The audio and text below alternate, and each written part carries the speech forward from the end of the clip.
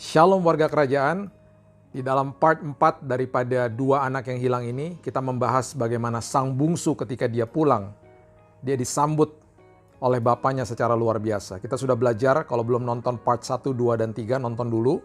Ya, bagaimana ketika si bungsu melepaskan hak akses kepada kepemilikan, kemudian dia hidup di dalam sistem dunia, menurunkan standarnya, dan ketika dia sadar dan dia pulang, dia sedang pulang, kondisi dia sedang pulang, dalam kondisi yang mau minta maaf sama bapaknya, dan dalam kondisi yang kotor, dalam kondisi yang mempunyai paradigma salah terhadap bapaknya. Itu kondisi si bungsu pada saat ini.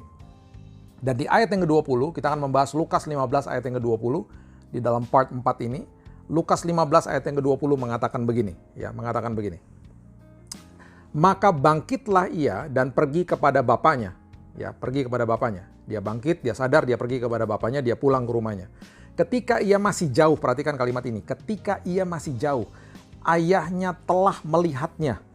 Ayahnya telah melihatnya ini berarti ayahnya menunggu di teras. Ayahnya menunggu dengan antusias di teras.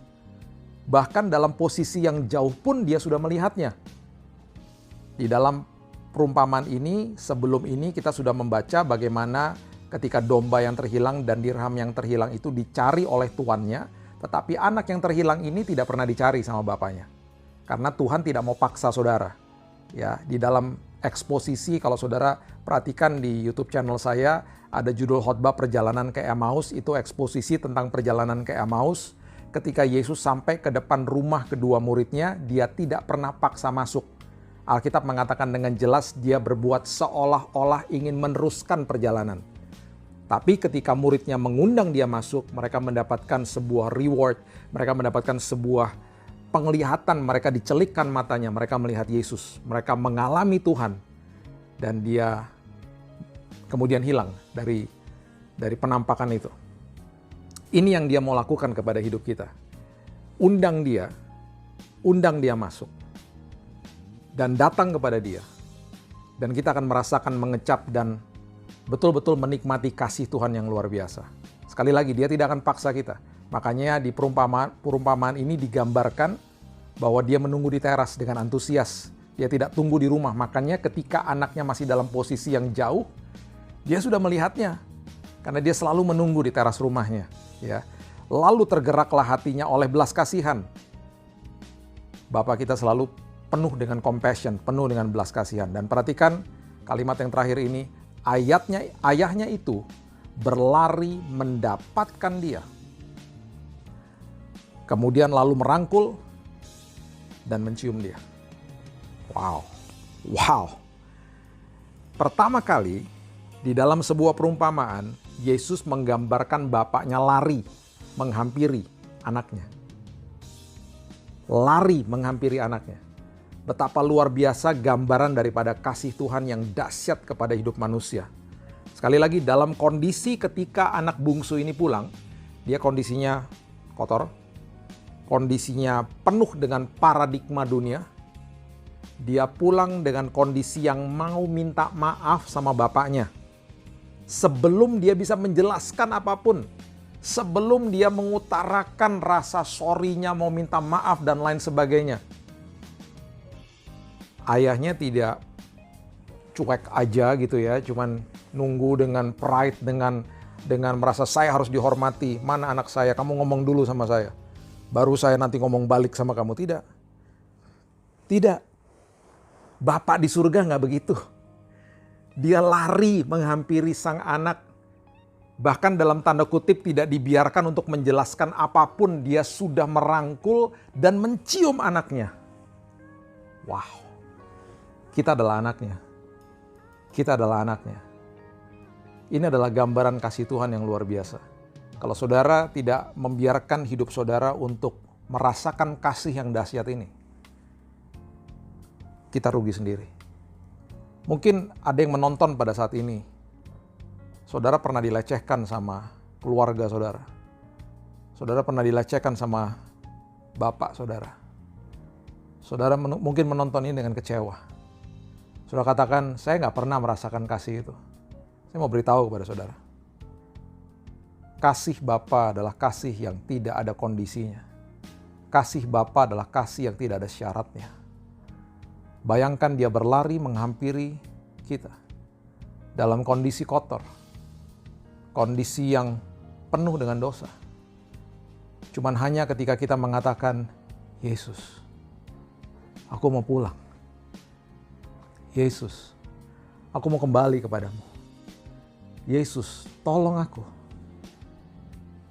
Dengan betul-betul sebuah keputusan yang kita ambil. Di awal keputusan itu, bayangkan di awal keputusan itu, masih dalam kondisi kotor, masih dalam kondisi bingung, masih penuh dengan paradigma dunia. Mungkin kita doanya belum sampai selesai, kita belum sampai selesai minta ampun, kita hanya baru mengatakan Yesus. Dia sudah merangkul saudara. Dia sudah memeluk saudara. Dan dia mencium saudara. Kita belum bilang, sorry Tuhan. Kita belum bilang, maaf Tuhan. Kita belum bilang, aku kotor Tuhan. Kita dirangkul sama dia. Kita dicium sama dia. Apapun yang dunia pernah lakukan kepada Bapak Ibu sekalian.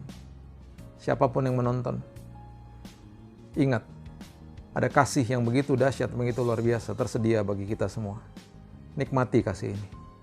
Nikmati Bapa yang berlari kepada kita. Menyambut kita, merangkul, mencium kita. Dalam posisi yang begitu kotor, begitu najis. Kita dicium sama dia. Kalau ada bapak-bapak orang tua yang sedang menonton ini, ambil kasih ini. Kasihlah anakmu tanpa kondisi. Besarkan mereka dengan kasih Kristus. Supaya mereka bisa melihat kasih Yesus melalui hidupmu.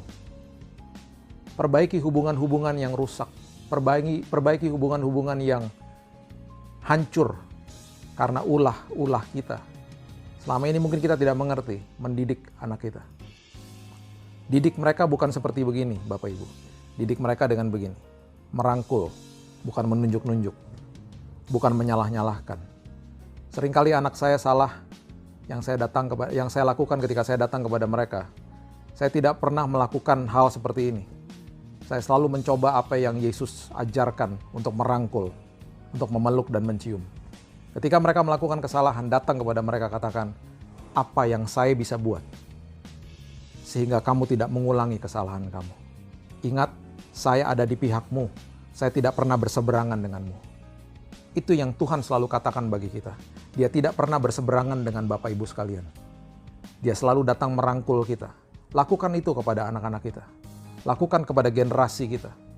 Kalau Bapak Ibu adalah hamba Tuhan, gembala sidang atau apapun, youth leader, ketika ada anak yang kita sedang mentor, melakukan kesalahan dan lain sebagainya, jangan ditunjuk-tunjuk. Rangkul, rangkul, rangkul. Katakan kepada mereka, saya di pihakmu. What can I do with you? Apa yang saya bisa bantu? Sehingga itu nanti tidak terulang lagi. Lakukan itu. Itu yang namanya parenting. Dengan nilai kerajaan. Ingat, kita hanya hidup sekali. Kita hanya membesarkan anak-anak kita hanya sekali. Mereka akan tumbuh dewasa. Tularkan budaya kerajaan surga dalam hidup mereka. Dan juga nikmati kasih Tuhan kepada siapapun yang menonton ini. Sekotor apapun, senajis apapun. Ketika kau katakan Yesus. Ketika kita mempunyai keputusan saya mau balik kepada dia. Belum sampai habis dosa kita. Belum sampai habis doa kita maksud saya. Dia akan datang, berlari, merangkul, mencium kita, membersihkan kita dari semua dosa kita. God bless you.